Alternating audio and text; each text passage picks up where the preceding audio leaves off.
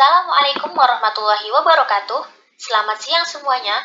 Semoga kita senantiasa dalam keadaan sehat dan semangat. Langsung saja, kami dari kelompok 7 mata kuliah psikiatri yang beranggotakan 5 orang, yakni Dikda Butpitasari, Naila Ziyadatil Husna, Irni Lutfiatul Adibah, Monika Imaira Risa Putri, Maulida Izzatunisa, akan membawakan materi mengenai gangguan neurotik, gangguan emosional dan perilaku, dan gangguan kepribadian.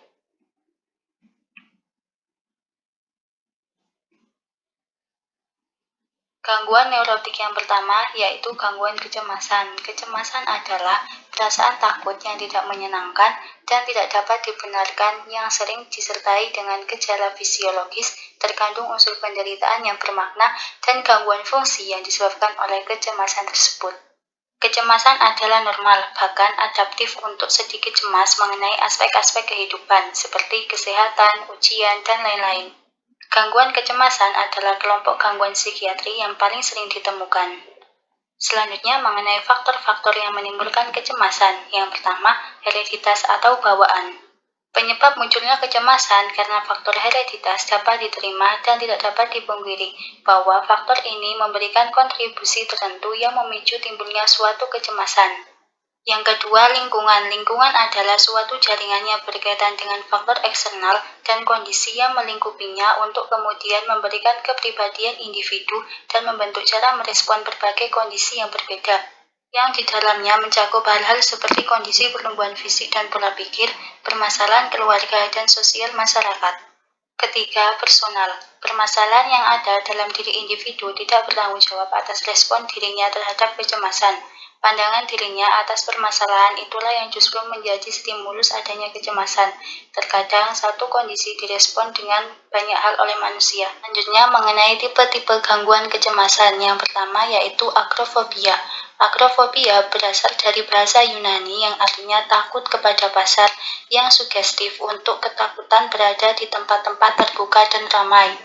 Menurut PPDGJ dan DSM-5, pedoman diagnostik agrofobia adalah yang pertama, gejala psikologis, perilaku, atau autonomik yang timbul harus merupakan manifestasi primer dari ansietasnya dan bukan sekunder dari gejala-gejala lain, seperti misalnya waham atau pikiran obsesif.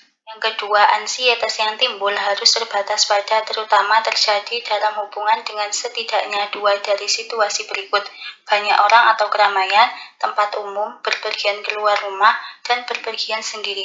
Yang ketiga, menghindari situasi fobik harus atau sudah merupakan gejala yang menonjol, atau penderita menjadi housebound. Tipe yang kedua yaitu fobia sosial. Fobia sosial adalah ketakutan menetap dan tidak rasional yang umumnya berkaitan dengan keberadaan orang lain. Individu yang menderita fobia sosial biasanya menjadi menghindari situasi yang membuatnya mungkin dinilai dan menunjukkan tanda-tanda kecemasan atau berperilaku secara memalukan. Diagnosis fobia sosial. Yang pertama, gejala psikologis, perilaku, atau otonomik yang timbul harus merupakan manifestasi sekunder dari ansietasnya dan bukan sekunder dari gejala-gejala lain seperti misalnya waham atau pikiran obsesif. Yang kedua, ansietas harus mendominasi atau terbatas pada situasi sosial tertentu, dan menghindari situasi fobik harus atau sudah merupakan gejala yang menonjol. Bila sulit membedakan antara fobia sosial dengan agrofobia, hendaknya diutamakan diagnosis agrofobia F40 yaitu tanpa gangguan panik. Tipe yang ketiga yaitu fobia khas. Fobia khas adalah ketakutan yang beralasan dan disebabkan oleh kehadiran atau antisipasi suatu objek atau situasi yang khas. Domain diagnostik fobia khas yaitu yang pertama, psikologis, perilaku, atau otonomik yang timbul harus merupakan manifestasi primer dari ansietasnya dan bukan sekunder dari gejala-gejala lain seperti misalnya waham atau pikiran obsesif. Yang kedua, ansietas harus terbatas pada adanya objek atau situasi fobik tertentu dan situasi fobik tersebut sedapat mungkin dihindarinya. Pada fobia khas ini umumnya tidak ada gejala psikiatri lain, tidak seperti halnya agrofobia dan fobia sosial. Tipe yang keempat, gangguan ansietas fobik lainnya. Dalam gangguan ansietis fobik lainnya terdapat 4 bagian. Yang pertama, gangguan panik. DSM-5 menunjukkan kriteria diagnostik dari gangguan panik sebagai berikut.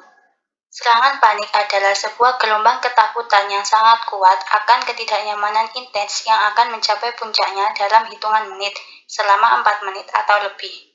Gejala-gejala yang terjadi seperti jantung berdetak lebih cepat, berkeringat, gemetaran, sensasi sesak nafas, perasaan tersedak, terasa nyeri di dalam dada dan tidak nyaman, mual atau sakit perut, perasaan pusing, menggigil atau sensasi panas, sensasi geli, perasaan tidak sadar, takut kehilangan kendali atau menjadi gila dan takut mati.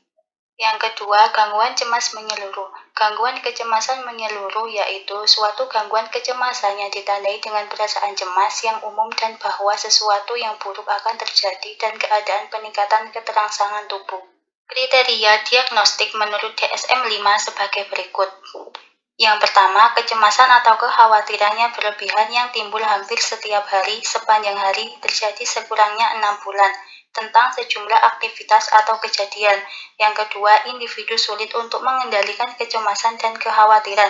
Kecemasan diasosiasikan dengan 6 gejala berikut ini, yaitu kegelisahan, mudah lelah, sulit berkonsentrasi, iritabilitas, ketegangan otot, dan gangguan tidur. Yang keempat, kecemasan, kekhawatiran atau gejala fisik menyebabkan distres atau terganggunya fungsi sosial, pekerjaan, dan fungsi penting lainnya. Yang ketiga, gangguan campuran ansietas dan depresi. Terdapat gejala-gejala ansietas maupun depresi di mana masing-masing tidak menunjukkan rangkaian gejala yang cukup berat untuk menegakkan diagnosis tersendiri. Untuk ansietas, beberapa gejala autonomik harus ditemukan walaupun tidak terus-menerus, di samping rasa cemas atau khawatir berlebihan. Bila ditemukan ansietas berat disertai depresi yang lebih ringan, maka harus dipertimbangkan kategori gangguan ansietas lainnya atau gangguan ansietas fobik. Bila ditemukan sindrom depresi atau ansietas yang cukup berat untuk menegakkan masing-masing diagnosis, maka kedua diagnosis tersebut harus dikemukakan dan diagnosis gangguan campuran tidak dapat digunakan. Jika karena sesuatu hal yang dapat dikemukakan satu diagnosis, maka gangguan depresif harus diutamakan. Bila gejala-gejala tersebut berkaitan erat dengan stres kehidupan yang jelas, maka harus digunakan kategori F43 atau gangguan penyesuaian. Gangguan yang keempat, gangguan ansietas campuran lainnya. Memenuhi kriteria gangguan ansietas menyeluruh dan juga menunjukkan meskipun hanya dalam jangka pendek, ciri-ciri yang menonjol dari kategori gangguan F40 sampai F49, akan tetapi tidak memenuhi kriteria secara lengkap. Bila gejala-gejala yang memenuhi kriteria dari kelompok gangguan ini terjadi dalam kaitan dengan perubahan atau stres kehidupan yang bermakna, maka dimaksud dalam kategori gangguan penyesuaian. Gangguan yang kedua yaitu somatofrom.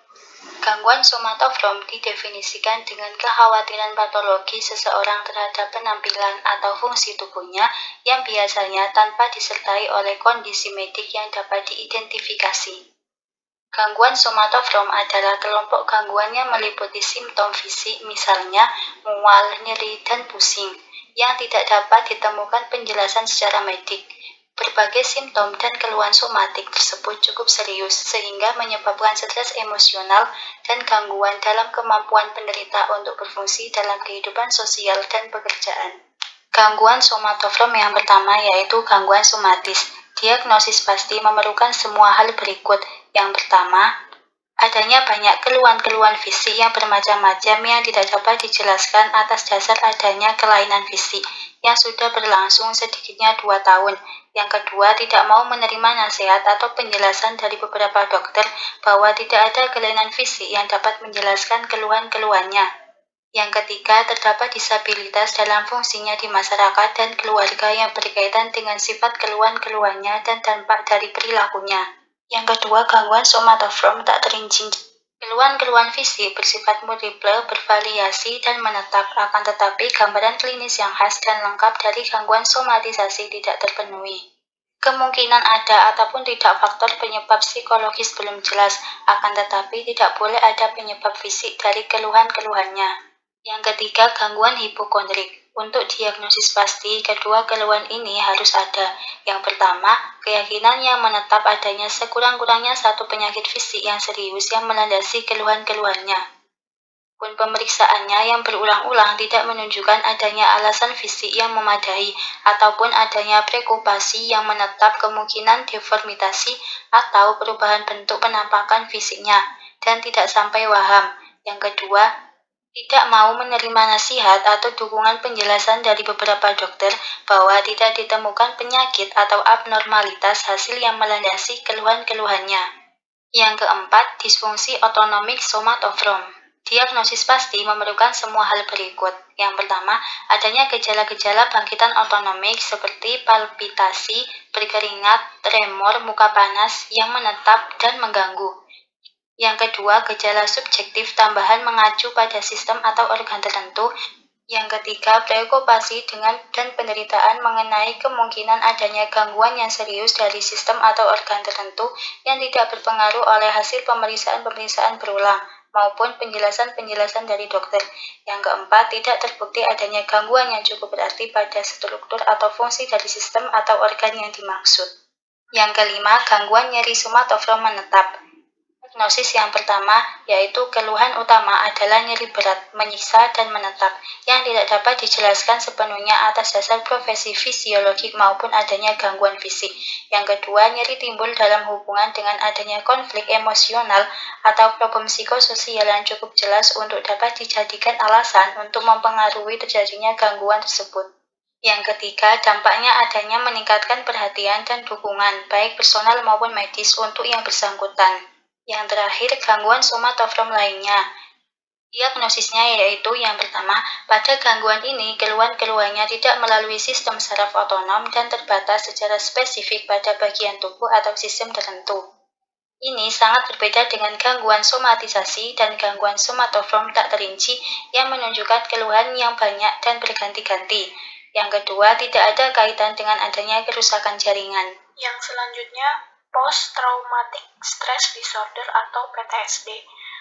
Pengertian dari PTSD atau gangguan stres pasca trauma adalah gangguan psikologis yang terjadi pada orang-orang yang pernah mengalami suatu peristiwa yang tragis atau luar biasa.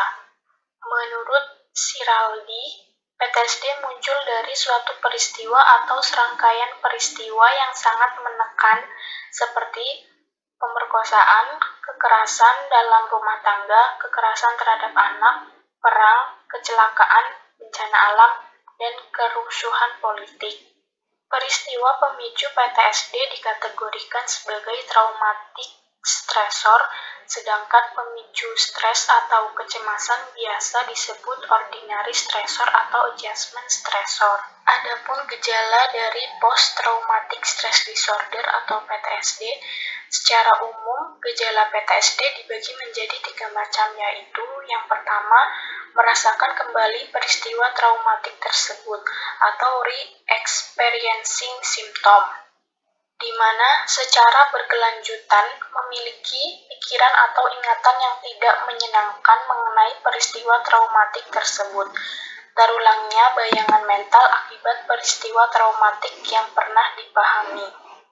Lalu mengalami mimpi buruk yang terus-menerus secara berulang-ulang, dan bertindak atau merasakan seakan-akan peristiwa traumatik tersebut akan terulang kembali. Gejala PTSD yang kedua yaitu menghindar atau avoidance symptom. Terdiri dari berusaha keras untuk menghindari pikiran, perasaan, atau pembicaraan mengenai peristiwa traumatik tersebut. Lalu berusaha keras untuk menghindari tempat atau orang-orang yang dapat mengingatkan kembali akan peristiwa traumatik tersebut, dan sulit untuk mengingat kembali bagian penting dari peristiwa traumatik tersebut. Gejala yang ketiga yaitu hyperarousal symptom, terdiri dari sulit untuk tidur atau tidur tetapi terasa gelisah. Yang kedua, mudah marah. Yang ketiga, sulit berkonsentrasi. Yang keempat, selalu merasa seperti sedang diawasi atau merasa seakan-akan bahaya sedang mengincar di setiap langkah kehidupannya. Penegakan diagnosis PTSD diambil dari kriteria diagnosis menurut DSM-TR 4 yang meliputi yang pertama, orang tersebut dihadapkan pada peristiwa traumatik dan mengalami kedua hal berikut, yaitu orang tersebut mengalami menyaksikan, atau dihadapkan pada suatu kejadian yang berupa ancaman kematian atau cedera serius, atau ancaman terhadap integritas fisik diri sendiri ataupun orang lain. Yang kedua, respon orang tersebut berupa rasa takut yang kuat, rasa tidak berdaya, atau horor. Dapat didiagnosis ketika peristiwa traumatik secara menetap dialami kembali berupa satu atau lebih cara berikut. Yang pertama, ingatan yang menimbulkan penderitaan berulang dan mengganggu tentang kejadian tersebut, termasuk bayangan, pikiran, atau persepsi. Yang kedua, mimpi menakutkan yang berulang tentang kejadian. Yang ketiga, berperilaku atau merasa seakan-akan kejadian traumatik itu terjadi kembali. Lalu, terjadi penderitaan psikologis yang kuat saat terpapar dengan tanda internal atau eksternal yang menyimbolkan atau menyerupai suatu aspek kejadian traumatik. Dan yang kelima, reaktivitas psikologis saat terpapar dengan tanda internal atau eksternal yang menyimbolkan atau menyerupai suatu aspek kejadian traumatik. Lama gangguan lebih dari 1 bulan. Gangguan menyebabkan penderitaan yang jelas atau secara bermakna mengganggu fungsi pekerjaan, sosial, atau fungsi penting lainnya. Di sini saya juga menjelaskan mengenai gangguan neurotik lainnya. Gangguan neurotik adalah gangguan jiwa non-psikotik yang kronis dan rekuren, yang ditandai terutama oleh kecemasan yang dialami atau dipersepsikan secara langsung atau diubah melalui mekanisme pertahanan atau pembelaan menjadi sebuah gejala seperti obsesi, kompulsi, fobia, disfungsi seksual. Menurut Singgih Dirgagunarsa, neurosis adalah gangguan yang terjadi hanya pada sebagian dari kepribadian, sehingga orang yang mengalaminya masih bisa melakukan pekerjaan-pekerjaan biasa sehari-hari atau masih bisa belajar dan jarang memerlukan peralatan khusus di rumah sakit. Dari para ahli tersebut dapat didefinisikan pokok-pokok pengertian neurosis sebagai berikut. Yang pertama, neurosis merupakan gangguan jiwa pada taraf ringan. Yang kedua, neurosis terjadi pada sebagian kecil aspek kepribadian. Yang ketiga, penderita neurosis masih mampu menyesuaikan diri dan mampu melakukan aktivitas sehari-hari. Dan yang keempat, penderita neurosis tidak memerlukan perawatan khusus di rumah sakit jiwa. Adapun jenis-jenis gangguan neurotik, yang pertama ada neurastenia. Neurastenia disebut juga penyakit payah. Gejala utama gangguan ini adalah tidak bersemangat, cepat lelah, meskipun hanya mengeluarkan tenaga yang sedikit, emosi yang labil, dan kemampuan berpikir menurun. Di samping gejala-gejala utama tersebut, juga terdapat gejala-gejala tambahan yaitu insomnia, kepala pusing, sering merasa dihinggapi bermacam-macam penyakit. Adapun penyebab dari neurastenia yaitu terlalu lama menekankan perasaan, pertentangan batin, dan kecemasan. Yang kedua, terhalanginya keinginan-keinginan. Yang ketiga, sering gagal dalam menghadapi persaingan-persaingan. Selanjutnya, pedoman diagnostik. Diagnosis neurastenia pasti memerlukan hal-hal berikut. Yang pertama, adanya keluhan-keluhan yang menetap dan mengganggu berupa meningkatnya rasa lelah setelah suatu kegiatan mental atau keluhan mengenai kelemahan badannya dan kehabisan tenaga hanya setelah kegiatan ringan saja. Yang kedua, paling sedikit ada 2 dari hal-hal berikut di bawah ini, seperti perasaan sakit dan nyeri otot, pusing kepala, sakit kepala, gangguan tidur, tidak dapat bersantai, peka atau mudah tersinggung, dan dispepsia. Yang ketiga, bila ditemukan gejala otonomik ataupun depresif, keadaan tersebut tidak cukup menetap dan berat untuk dapat memenuhi kriteria gangguan tersebut agar dapat didiagnosis secara tersendiri. Harus diusahakan terlebih dahulu menyingkirkan kemungkinan gangguan depresif atau gangguan ansietas. Selanjutnya ada sindrom depersonalisasi, derealisasi. Pengertian dari depersonalisasi mencakup kehilangan atau perubahan temporer dalam perasaan yang biasa mengenai realitas diri sendiri. Dalam suatu tahap depersonalisasi, seseorang merasa terpisah dengan dirinya, merasa dirinya tidak nyata. Bahkan mereka merasa bahwa ada perubahan di beberapa bagian tubuhnya, berubah menjadi asing dan merasa tubuhnya tidak ada dan tidak nyata. Sedangkan pengertian dari derealisasi adalah perasaan tidak nyata terhadap lingkungannya. Semua perasaan ini dapat diasosiasikan dengan kecemasan, pusing, dan ketakutan akan menjadi gila atau depresi. Adapun gejala dari depersonalisasi, yang pertama, merasa diri Anda berada di luar tubuh, seolah-olah Anda bisa melihat diri sendiri dari atas atau layar film. Yang kedua, mengalami mati rasa di pikiran dan tubuh, seolah-olah panca indera tidak berfungsi. Yang ketiga, merasa tidak bisa mengendalikan perkataan atau perilaku. Yang keempat, merasa ukuran tubuh tidak normal. Dan yang kelima, sulit mengenali atau menggambarkan emosi. Sedangkan gejala dari derealisasi ini meliputi sulit mengenali lingkungan, serasa seperti mimpi. Yang kedua, merasa seperti ada dinding kaca yang memisahkan dunia nyata, sehingga penderita hanya bisa melihat tanpa menyentuhnya. Yang ketiga, merasa lingkungan sekitar tampak tidak nyata, datar, buram, terlalu jauh, terlalu dekat, terlalu besar, bahkan terlalu kecil. Yang keempat, muncul perasaan distorsi waktu, yaitu masa lalu terasa sangat baru, sedangkan peristiwa baru-baru ini seolah terjadi sejak lama. Dibutuhkan pedoman diagnosis.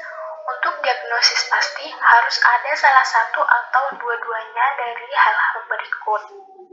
Yang pertama, gejala depersonalisasi, yaitu individu merasa bahwa perasaannya dan atau pengalamannya terlepas dari dirinya, merasa jauh, merasa bukan dari dirinya, dan merasa hilang.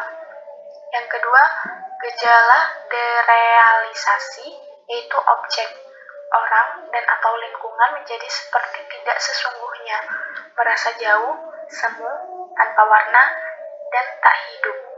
Yang ketiga, memahami bahwa hal tersebut merupakan perubahan spontan dan subjektif, dan bukan disebabkan oleh kekuatan luar atau orang lain. Dan yang terakhir, penginderaan tidak terganggu. Itu saja yang dapat saya sampaikan. Materi selanjutnya akan dijelaskan oleh Saudari Naila.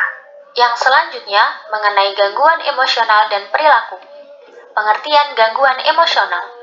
Gangguan mental emosional adalah bagian dari gangguan jiwa yang bukan disebabkan oleh kelainan organik otak, akan tetapi lebih didominasi oleh gangguan emosi.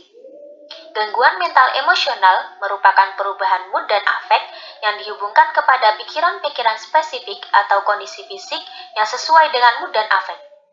Gangguan emosi dapat berupa gejala depresi, gangguan psikomatik, dan ansietas.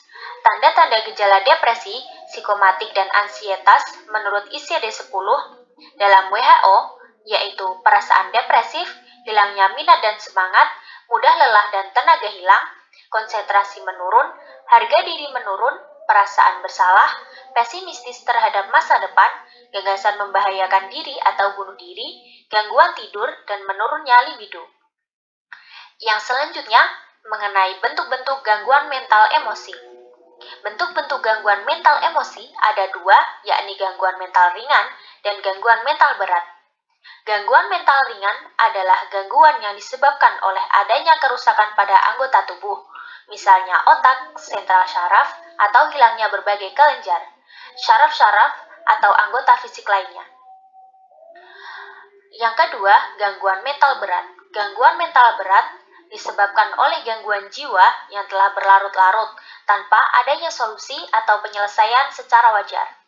Atau bisa juga diakibatkan oleh hilangnya keseimbangan mental secara menyeluruh akibat dari suasana lingkungan yang sangat menekan.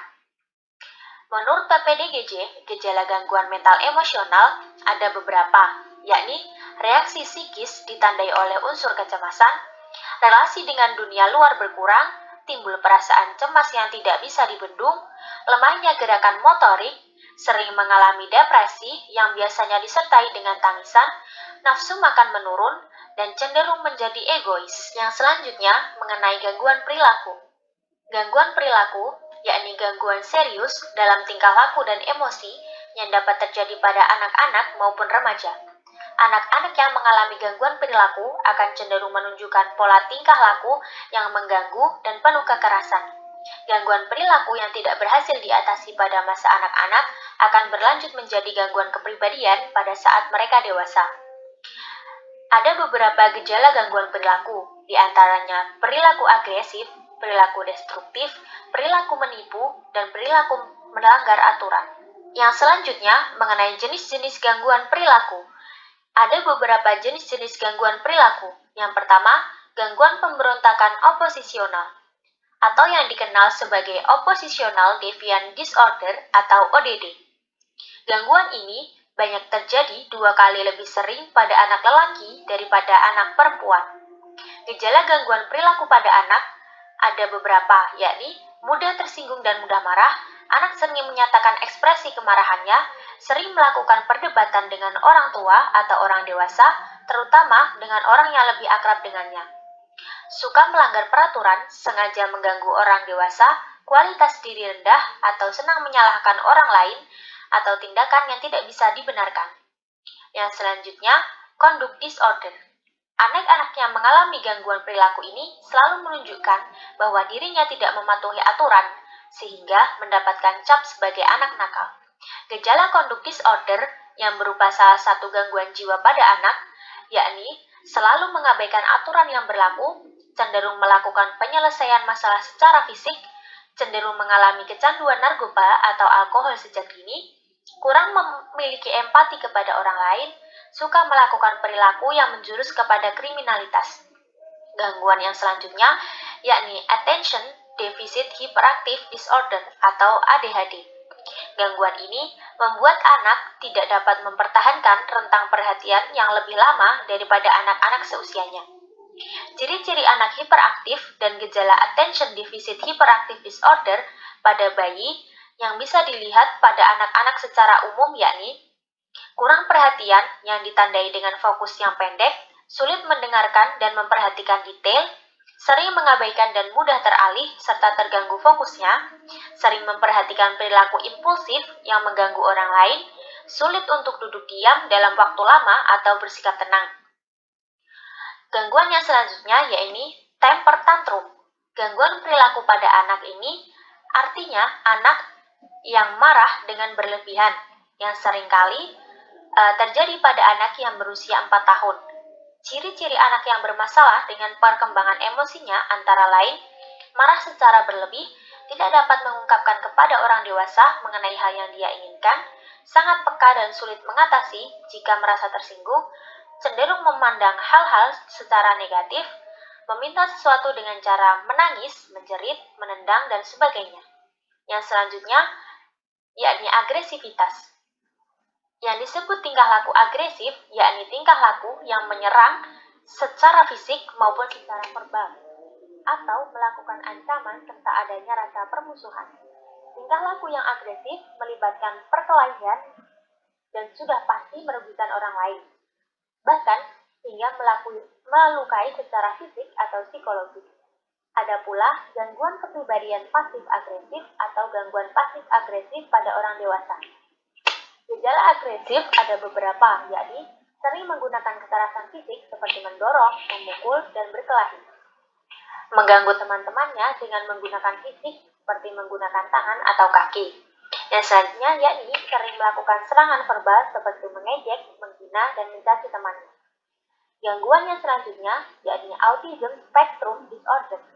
Autisme pada anak akan membuat tampak jauh, terpisah, acuh, dan terisolasi dalam dunia mereka sendiri, dan tidak mampu membentuk hubungan emosional dengan orang lain.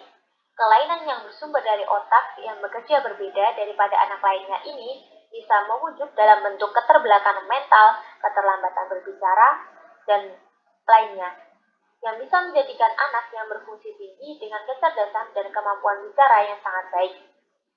Gangguan yang selanjutnya yakni Anxiety Disorder atau gangguan kecemasan. Gangguan ini merupakan suatu gangguan yang merupakan cenderung merasa khawatir, cemas, gugup, dan takut. Semua orang tentu pernah mengalami kecemasan pada suatu waktu. Namun, gangguan perilaku pada 10 anak berupa kecemasan ini terjadi pada waktu yang cukup lama hingga mempengaruhi kemampuan sosial dan semua aktivitasnya sehari-hari. Hal ini disebabkan karena anak-anak memiliki lebih banyak ketakutan daripada orang dewasa. Dalam usaha mereka untuk memahami dunia, gangguan ini sering terjadi. Gangguan kecemasan ini adalah salah satu masalah gangguan mental dan perilaku yang umum dialami oleh anak-anak. Gangguan perilaku yang selanjutnya yakni Intermittent Explosive Disorder atau IED. Gangguan perilaku pada anak jenis ini merupakan kelainan perilaku yang ditandai oleh ledakan-ledakan kemarahan dan kekerasan yang tidak sesuai dengan situasi yang sedang berlangsung saat itu. Gangguan perilaku ini didiagnosa pada anak-anak yang berusia paling tidak 6 tahun, yang mengalami ledakan-ledakan kemarahan secara berulang dan di luar konteks atau situasi yang tidak direncanakan. Anak-anak ini menjadi agresif dalam kata-kata maupun tindakan, senang merusak barang-barang dan melukai hewan atau orang-orang di sekitarnya. Gangguan yang selanjutnya yakni kleptomania. Kleptomania dalam psikologi juga dapat menjadi salah satu gangguan perilaku pada anak, yang merupakan penyakit kejiwaan ringan. Kleptomania adalah kelainan dalam mencuri barang-barang secara sembarangan, dan bisa dimulai pada tingkatan usia anak yang berbeda-beda. Anak-anak yang mengidap gangguan kleptomania ini berjuang untuk melawan dorongan secara mendadak dari dirinya untuk mencuri barang yang tidak mereka butuhkan. Gangguan yang selanjutnya yakni piromania. Gangguan perilaku ini adalah gangguan yang sangat langka karena berupa kegemaran untuk membakar sesuatu, atau penderitanya itu sangat senang bermain-main dengan api dan memiliki dorongan yang tidak bisa dikendalikan pada api. Anak-anak yang senang membakar mendapatkan pengetahuan mereka dari pengamatan terhadap orang dewasa, dan biasanya berlatar belakang pengasuhan yang tidak konsisten dari orang tua yang gemar memberikan hukuman berat, seperti pengabaian, penyiksaan, dan gangguan emosional dalam keluarga.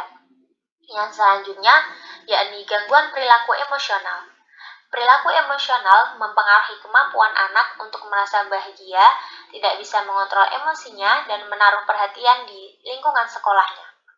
Gejala dari gangguan perilaku emosional ini bisa berupa tindakan atau emosi yang tidak patut pada situasi normal, kesulitan belajar yang tidak disebabkan oleh faktor kesehatan lain, sulit menjalin hubungan interpersonal termasuk hubungan dengan guru atau teman, dan merasa tidak bahagia dan depresi, merasa takut dan cemas sehubungan dengan masalah sekolah. Oke, yang selanjutnya kita akan bahas tentang gangguan kepribadian.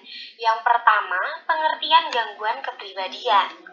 Kepribadian ini muncul bukan sejak lahir, namun atas proses sosialisasi seseorang. Nah, apabila proses sosialisasi ini tidak berjalan dengan baik, maka akan menimbulkan ketidakmatangan dan juga penyimpangan yang akan menjadi sumber dari gangguan kepribadian.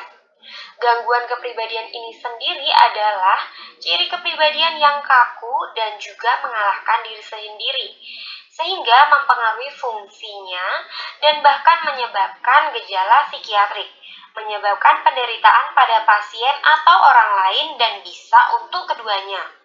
Dan gangguan kepribadian ini menimbulkan maladaptasi sosial untuk teman, keluarga, bahkan dalam pekerjaan. Kepribadian yang demikian nampak tidak seimbang tanpa koordinasi perilaku yang harmonis. Nah, personality disorder dapat dikategorikan sebagai gangguan berat yang terdapat pada karakteristik dan juga perilaku individu yang berhubungan dengan kekacauan pribadi dan sosial. Hal ini disebabkan faktor hereditas atau pengalaman hidup masa awal kanak-kanak. Nah, faktor munculnya gangguan kepribadian yaitu pengalaman masa kecil yang kurang baik. Terdapat anggota keluarga yang memiliki riwayat gangguan kepribadian, riwayat skizofrenia dalam keluarga, luka pada kepala pada masa kanak-kanak, hubungan keluarga yang tidak harmonis. Nah, umumnya individu yang mengalami gangguan kepribadian dalam kesehariannya pun merasa terganggu hingga sulit mempertahankan hubungan dengan orang lain. Ciri-ciri individu dengan gangguan kepribadian yaitu mudah marah, memiliki banyak permintaan, merasa ketakutan, bertindak kasar, dan sering berseteru. Begitu pula dengan sikap yang dilakukan orang lain dengan gangguan kepribadian, yaitu merugikan orang lain, tidak pernah merasa bersalah, tidak bertanggung jawab, mementingkan diri sendiri. Nah, individu dengan gangguan kepribadian akan mengalami penurunan nama baik yang bahkan baginya ini tidak menjadi suatu masalah. Namun, hal ini harus segera diatasi dengan treatment medis maupun terapi. Yang kedua yaitu jenis gangguan kepribadian. Nah, jenis gangguan kepribadian ini dikelompokkan menjadi 3 bagian, yaitu kelompok A, kepribadian eksentrik, skizoid atau suka menyendiri, F60.1 gangguan skizoid. Nah, gangguan kepribadian skizoid ini memiliki sedikit aktivitas yang memberikan kesenangan. Emosi dingin, efek mendatar atau tidak peduli, kurang mampu mengekspresikan kehangatan, kelembutan, atau kemarahan terhadap orang lain. Nyata ketidakpeduliannya terhadap pujian maupun kecaman. Kurang tertarik mengalami pengalaman seksual dengan orang lain. Hampir selalu memilih aktivitas yang bisa dilakukan sendiri. Preokupasi dengan fantasi dan introspeksi berlebihan. Tidak mempunyai teman dekat atau hubungan pribadi yang akrab. Sangat tidak sensitif terhadap norma dan kebiasaan sosial yang berlaku. Dan paling sedikit sudah mengalaminya selama 3 bulan. Ciri-ciri menurut 301.2 gangguan kepribadian skizoid. Sebuah pola meresap dari datasmen dari hubungan sosial dan berbagai terbatas dalam pengaturan emosi antar pribadi, dimulai dengan awal masa dewasa dan hadir dalam berbagai konteks, seperti yang ditunjukkan oleh 4 ciri-ciri atau lebih. Yang pertama, tidak menginginkan atau menikmati hubungan dekat, termasuk menjadi bagian dari sebuah keluarga. 2. Hampir selalu memilih aktivitas sendirian. 3. Memiliki sedikit, jika ada minat, memiliki pengalaman seksual dengan orang lain. 4. Mengambil kesenangan dalam sedikit, jika ada kegiatan. 5. Tidak memiliki teman dekat atau kepercayaan lain selain kerabat tingkat pertama. 6. Tampaknya acuh tak acuh terhadap pujian atau kritik dari orang lain. 7. Menunjukkan emosi yang dingin, sikap yang tak terpengaruh, atau mood yang datar. Yang selanjutnya schizotype atau menarik diri. 301.22 gangguan kepribadian schizotipal. Sebuah pola defisit sosial dan interpersonal meresap yang ditandai dengan rasa tidak nyaman akut dan kapasitas yang dikurangi untuk hubungan dekat, serta oleh distorsi kognitif atau persepsi keeksentrikan perilaku, yang dimulai dari masa awal dewasa dan hadir dalam berbagai konteks, seperti yang ditunjukkan dari 5 ciri-ciri atau lebih. Yang pertama, ide-ide rujukan, termasuk waham rujukan. Yang kedua, keyakinan aneh atau pemikiran magis yang mempengaruhi perilaku dan ketidak konsisten dengan norma-norma subkultur. Misalnya, keangkuhan, kepercayaan dalam kemampuan mendapatkan informasi tanpa menggunakan panca indera, tapi dengan perasaan, telepati, indera keenam, fantasi atau preokupasi yang aneh. Yang ketiga, pengalaman persepsi yang tidak biasa, termasuk ilusi tubuh. Yang keempat, berpikir dan bicara yang aneh, misalnya samar-samar, berputar, metafora, atau stereotopik. Yang kelima, ide-ide kecurigaan atau paranoid. Yang keenam, afek yang tidak serasi atau terbatas. Yang ketujuh, perilaku atau penampilan yang eksentrik atau aneh. Yang kedelapan, kurangnya teman dekat atau orang yang kepercayaan lain selain keluarga derajat pertama. Yang kesembilan, kecemasan sosial yang berlebih yang tidak berkurang dengan keakraban dan cenderung dihubungkan dengan ketakutan paranoid, bukan penilaian negatif tentang diri. Selanjutnya, paranoid atau tidak bisa mempercayai orang lain. F60.0 gangguan kepribadian paranoid. Sedikitnya terdapat 3 hal, yaitu kepekaan berlebih terhadap kegagalan atau penolakan, kecenderungan tetap menyimpan dendam, kecurigaan dan kecenderungan mendalam mendistorsi pengalaman dengan menyalahartikan tindakan orang lain itu sebagai sikap permusuhan atau penghinaan.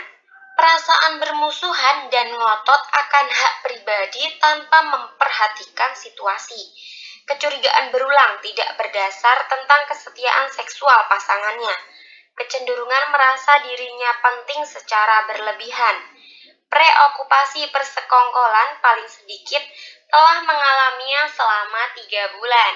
Nah, ciri-ciri gangguan kepribadian paranoid menurut 301.0 gangguan kepribadian paranoid.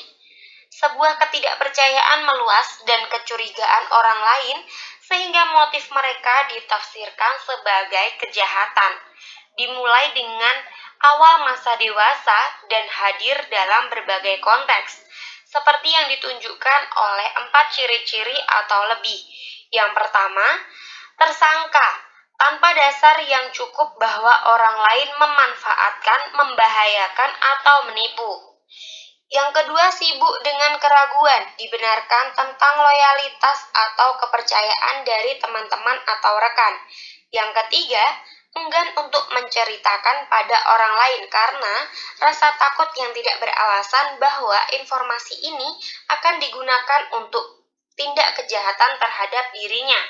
Yang keempat, membaca arti tersembunyi yang merendahkan atau mengancam dengan komentar lunak. Yang kelima, terus-menerus mendendam, yaitu tidak mau memaafkan penghinaan, trauma, atau pengabaian. Yang keenam, memandang serangan pada karakternya atau reputasi yang tidak sesuai kepada orang lain dan cepat bereaksi dengan marah atau menyerang balik. Yang ketujuh, memiliki kecurigaan yang berulang tanpa pembenaran tentang kesetiaan pasangan. Yang selanjutnya kelompok B, kepribadian dramatik. Histrionik atau emosi yang meluap-luap. F60.4 gangguan kepribadian histrionik. Ekspresi yang dibuat-buat seperti bersandiwara dan dibesar-besarkan. Bersifat sugestif, mudah dipengaruhi orang lain atau keadaan. Afektif dangkal dan labil, terus-menerus mencari kegairahan, penghargaan orang lain, aktivitas yang menjadikannya sebagai pusat perhatian, penampilan atau perilaku yang merangsang atau seduktif, tidak peduli dengan daya tarik fisik. Paling sedikit sudah mengalaminya selama 3 bulan dan memiliki nama lain, histerik dan psikoinfantil. Ciri-ciri menurut 301.50 gangguan kepribadian histrionik. Sebuah pola meresap emosionalitas yang berlebihan dan mencari perhatian, dimulai pada masa awal dewasa dan hadir dalam berbagai konteks, seperti yang ditunjukkan dalam 5 ciri-ciri atau lebih. Yang pertama, ketidaknyamanan dalam situasi di mana dia tidak mendapatkan pusat perhatian. Yang kedua, interaksi dengan orang lain adalah sering ditandai oleh perilaku seksual menggoda atau provokatif yang tidak pantas. Yang ketiga, menampilkan ekspresi cepat dan dangkal pergeseran emosi. Yang keempat, secara konsisten menggunakan penampilan fisik untuk menarik perhatian kepada dirinya. Yang kelima, memiliki gaya bicara yang terlalu impresionistik dan kurang rinci. Yang keenam, menunjukkan dramatisasi diri, sandiwara, dan ekspresi emosi berlebihan. Yang ketujuh, mudah sugestif, yaitu mudah dipengaruhi oleh orang lain atau situasi. Yang kedelapan, menganggap hubungan menjadi lebih intim daripada mereka sebenarnya. Selanjutnya yaitu narsistik atau menganggap dirinya penting dan dikagumi. Gangguan kepribadian narsistik adalah sebuah pola meresap kesabaran dalam hayalan atau perilaku, kebutuhan untuk dikagumi dan kurangnya empati, dimulai dengan awal masa dewasa dan hadir dalam berbagai konteks, seperti yang ditunjukkan oleh 5 atau lebih dari berikut ini. Yang pertama, memiliki rasa kebesaran diri, merasa penting, melebih-lebihkan prestasi dan bakat, mengharapkan untuk diakui sebagai lebih unggul. Yang kedua, sibuk dengan fantasi kesuksesan tak terbatas, kekuasaan, kecerdasan, kecantikan, atau cinta ideal. Yang ketiga, percaya bahwa dia adalah khusus dan unik dan hanya dapat dipahami atau harus bergaul dengan orang-orang khusus atau status atau lembaga tinggi lainnya. Yang keempat, membutuhkan kekaguman berlebihan. Yang kelima, memiliki rasa hak, yaitu harapan yang tidak masuk akal, menguntungkan pengobatan terutama atau pemenuhan otomatis harapan. Yang keenam, eksploitatif interpersonal, yaitu mengambil keuntungan dari orang lain untuk mencapai tujuan sendiri. Yang ketujuh, tidak memiliki empati, tidak bersedia untuk mengenali atau mengidentifikasi perasaan orang lain. Yang kedelapan, sering merasa iri kepada orang lain atau percaya bahwa orang lain iri kepadanya. Yang kesembilan, menunjukkan arogan, perilaku atau sikap sombong. Yang selanjutnya yaitu ambang berkaitan dengan emosi, perilaku, identitas diri, dan hubungan dengan orang lain. Gangguan kepribadian ambang borderline, sebuah pola meresap ketidakstabilan hubungan interpersonal, citra diri, dan mempengaruhi dan sebuah awal impulsif ditandai dengan awal masa dewasa dan hadir dalam berbagai konteks, seperti yang ditunjukkan oleh 5 dari berikut. Yang pertama, bingung untuk menghindari ditinggalkan nyata atau dibayangkan. Yang kedua, pola hubungan interpersonal tidak stabil dan intens ditandai dengan bergantian antara idealisasi ekstrem dan devaluasi. Yang ketiga, gangguan identitas nyata dan terus-menerus tidak stabil citra diri atau kesadaran diri. Yang keempat, impulsif dalam dua daerah, setidaknya yang berpotensi merusak diri sendiri, seperti berbelanja, seks, penyalahgunaan zat, mengemudi sembrono, makan, pesta, dan lain-lain. Yang kelima, recurrent suicidal behavior, gestures, or deaths, or self-mutilating behavior. Mohon maaf jika bacanya salah. Perilaku bunuh diri berulang, gerakan atau ancaman atau perilaku mutilasi. Yang keenam, ketidakstabilan efektif karena reaktivitas ditandai suasana hati, seperti lekas marah atau kecemasan biasanya berlangsung beberapa jam dan tidak setiap hari. Yang ketujuh, perasaan kekosongan kronis. Selanjutnya, kedelapan, tidak pantas marah, kemarahan yang intens atau kesulitan mengendalikan penampilan, sering marah, kemarahan yang menetap, perkelahian berulang. Yang 9, stres sementara, ide-ide paranoid terkait atau gejala disosiatif yang parah. Yang pertama, menghindari kegiatan kerja yang melibatkan konteks interpersonal yang signifikan karena takut kritik, ketidaksetujuan, penolakan, atau yang lain. Yang kedua, tidak bersedia untuk terlibat dengan orang-orang tertentu kecuali disukai. Yang ketiga, menunjukkan menahan diri dalam hubungan intim karena takut dipermalukan atau diejek. Yang keempat, preokupasi dengan kritik atau ditolak dalam situasi sosial. Yang kelima, dihambat dalam situasi interpersonal baru karena perasaan tidak mampu. Yang keenam, dilihat diri sendiri sebagai tidak layak secara sosial, secara pribadi tidak menarik atau lebih rendah daripada orang lain. Yang ketujuh, biasanya enggan untuk mengambil resiko pribadi atau untuk terlibat dalam aktivitas yang baru karena mereka mungkin terbukti memalukan. Selanjutnya yaitu tergantung atau dependen, ketergantungan pada orang lain. Gangguan kepribadian dependen, sebuah kebutuhan yang luas dan berlebih harus diambil perawatan yang mengarah ke perilaku tunduk dan menempel dan ketakutan pemisahan dimulai awal masa dewasa dan hadir dalam berbagai konteks seperti yang ditunjukkan oleh 5 atau lebih dari ini. Yang pertama, memiliki kesulitan berlebihan dalam membuat keputusan sehari-hari tanpa sejumlah saran dan jaminan dari orang lain. Yang kedua, membutuhkan orang lain untuk memikul tanggung jawab untuk sejumlah besar bidang kehidupannya. Yang ketiga, mengalami kesulitan mengekspresikan ketidaksetujuan dengan orang lain karena takut kehilangan dukungan atau persetujuan. Selanjutnya, memiliki kesulitan memulai proyek atau melakukan sesuatu untuk dirinya sendiri. Yang kelima, berusaha secara berlebihan untuk memperoleh pengasuhan dan dukungan dari orang lain dan secara sukarela untuk melakukan hal-hal yang tidak menyenangkan. Yang keenam, merasa tidak nyaman atau tak berdaya ketika sendiri karena takut berlebihan tidak mampu untuk merawat dirinya sendiri. Yang ketujuh, segera mencari hubungan lain sebagai sumber perawatan dan dukungan ketika hubungan dekat berakhir. Yang kedelapan, preokupasi secara tidak realistis dengan kekhawatiran yang tersisa untuk mengurus dirinya sendiri.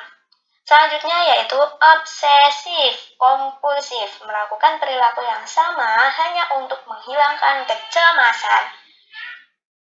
Gangguan kepribadian obsesif kompulsif, sebuah pola merasa keasikan dengan keteraturan, kesempurnaan dan mental dan kontrol interpersonal dengan mengorbankan fleksibilitas, keterbukaan efisien, dan dimulai dengan awal masa dewasa dan hadir dalam berbagai konteks, seperti yang ditunjukkan oleh 4 atau lebih dari berikut ini.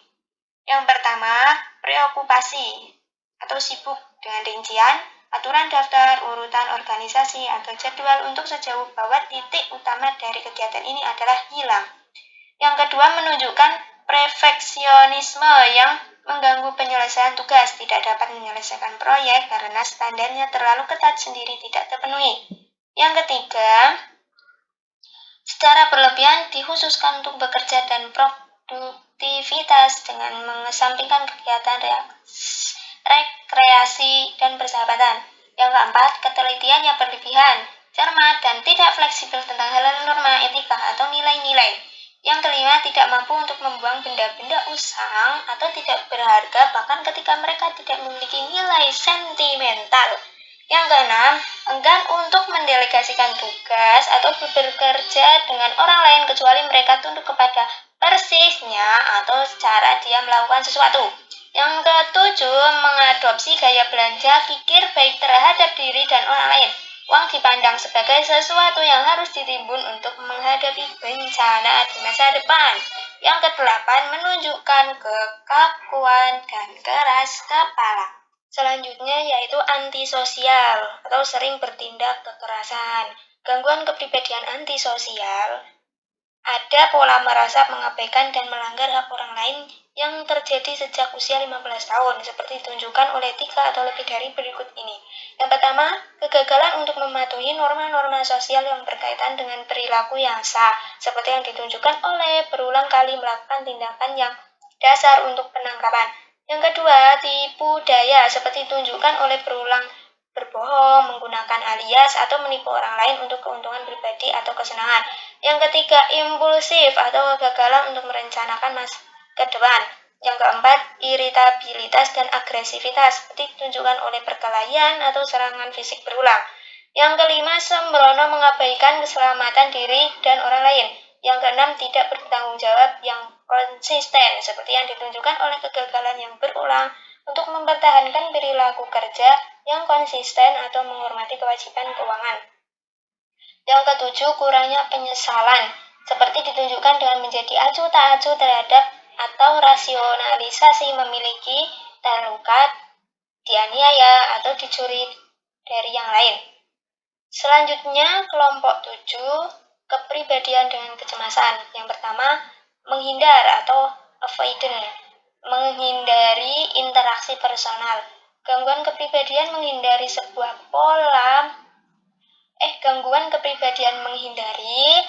adalah sebuah pola meresap